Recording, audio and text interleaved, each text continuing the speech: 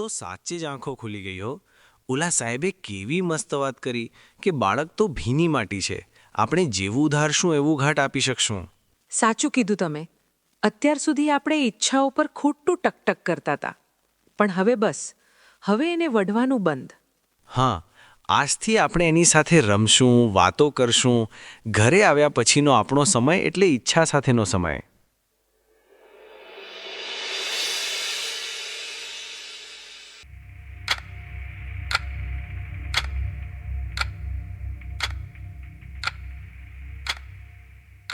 દિવસો વીતતા ગયા અને સેમિનારનો ઉત્સાહ ઠંડો પડતો ગયો.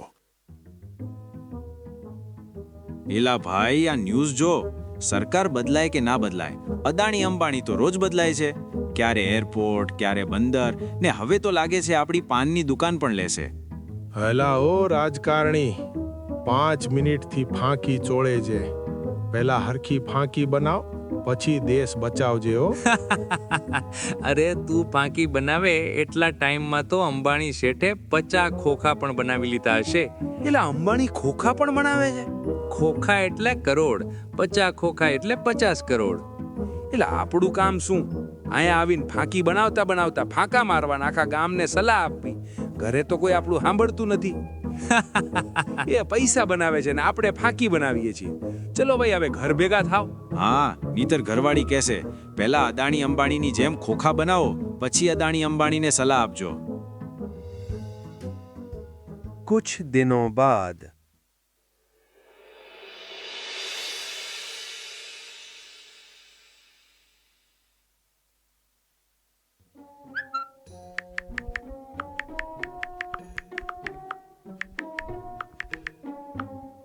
પપ્પા જુઓ ને, મેં કેવું મસ્ત ચિત્ર બનાવ્યું છે. બહુ સારું છે બેટા. મમ્મી તું પણ જો. ઈચ્છા, જો કેટલી લાઈક અને કોમેન્ટ આવી છે.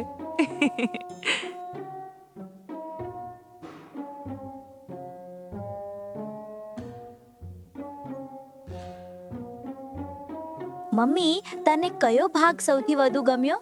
ઊભી રહે, હું જોઈને કહું.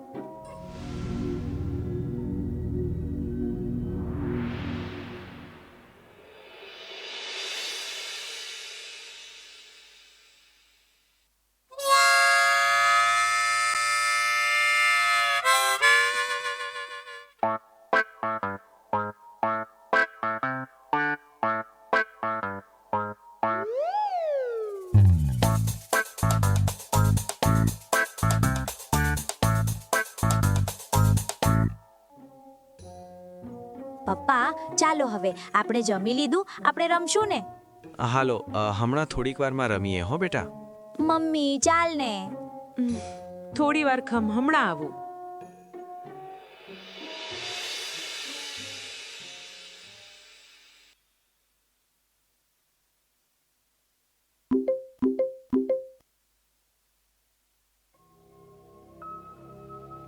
તને નવા નવા મિત્રો આપીશ.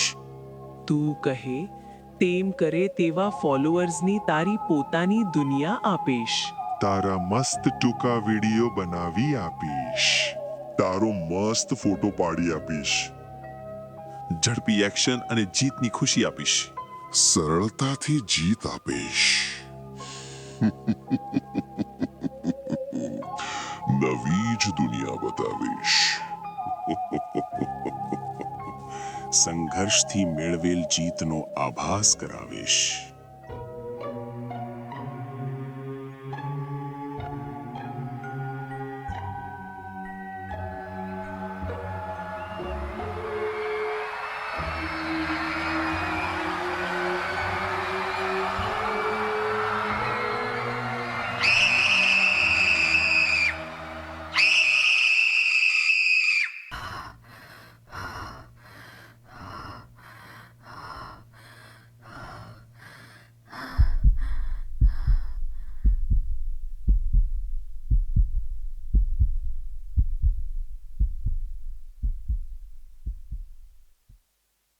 ચિંતા ના કરશો, તબિયત સુધારા પર છે.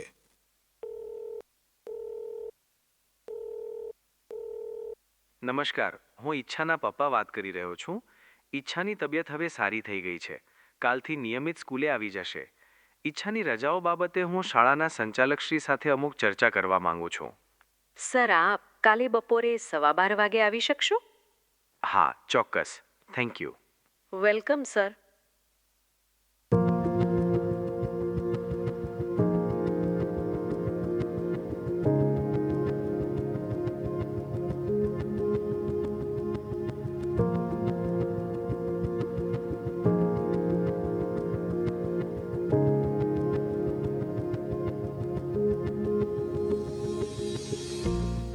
ચાલો આપણે એવું કંઈક આયોજન ગોઠવીએ કે બધી બાબતોમાં સંતુલન જળવાય. સમય મુજબ આજના છોકરાઓને કોઈ પણ સુવિધાથી દૂર રાખી શકાશે નહીં.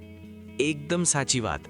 ભણતર, રમત, ઘરકામ, શોખ, મોબાઈલ અને ટીવી આ બધાનું સંતુલન જ બાળકને આપણી સાથે જોડી રાખશે. મોબાઈલ કે ટીવીનો અતિવિરોધ એ માત્ર આપણા આત્મસંતોષ માટે છે. જો સવારે 7 થી 12 સ્કૂલે જવાનું હોય એટલે આવીને જમે ત્યાં 1 વાગી જાય. તમારે બપોરે તમારું કામ હોય એટલે ત્યારે અમે બંને સાથે જમી લેશું. સાથે મળીને રસોડું સાફ કરીશું, બાસણ સાફ કરીશું, કપડાં સંકેલીશું. સાથે વાતો તો કરતી જ જઈશ એટલે એની બહેનપણી અને સ્કૂલમાં શું કર્યું એ ખબર પડે. બરોબર ને? વાહ! પછી અડધી કલાક જેટલું ટીવી જોઈ શકાય.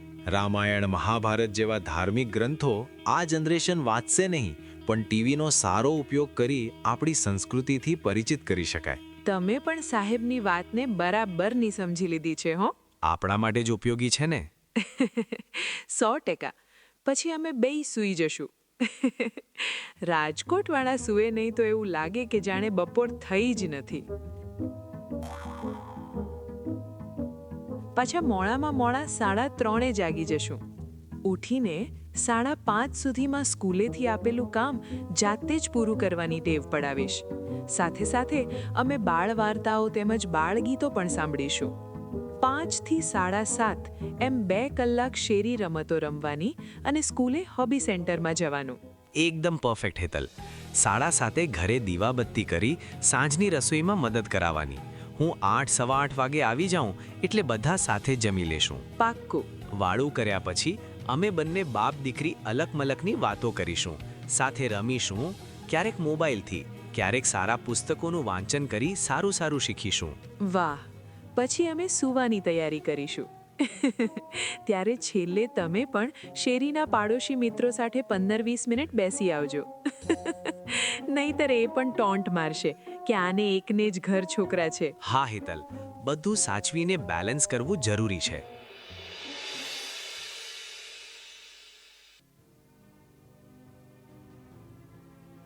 બાળક સાથેનો વ્યવહાર મુખ્ય 3 બાબતો પર નિર્ભર છે.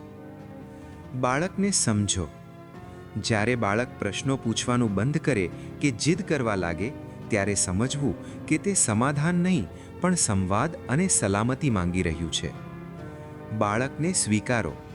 આપણા દ્વારા બાળકમાં પેદા થતી અધૂરાપણાની ભાવનાને સ્વીકારો.